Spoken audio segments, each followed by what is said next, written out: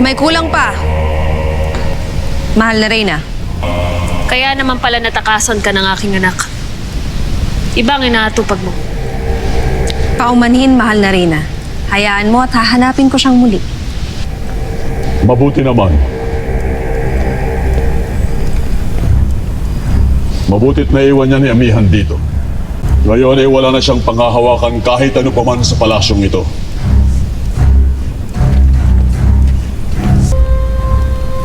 Bagay na bagay sa iyo. Hindi ba't matagal mo na itong pinangarap? Isinasama ko sa brilyanting to. Natanggalin ang hininga ng mga hator, ng kanilang mga kadugo, ng kanilang mga kapanalig.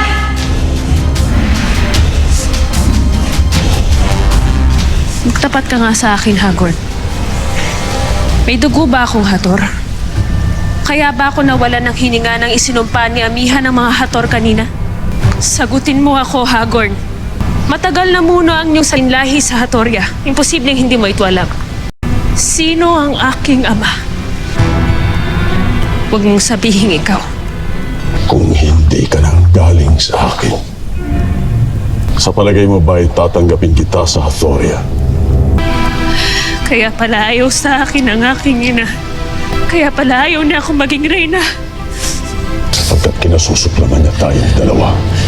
Kaya kalimutan mo na ang iyong dugong diwata. Ipagmalaki mo ang iyong pagiging Hathor. Sapagkat ang dugong yan ang nagpapanalo sa ating digmaan laban kay Amihan. Ang anak na totoong minahal at kinilala ni Minea. Kaya't ipakita mo sa buong Encantadia na mali ang pagpili ni Minea sa iyong kapatid. Ipakita mo sa buong Encantadia na ang dugong Hathor ang karapat-dapat sa pamumuno. Yan ang isipin ng Pirena. Sapagkat yan ang mahalaga sa ating dalawa. Ikaw ang magiging reyna ng Lireo. At ako ang maghahari sa buong Encantadia.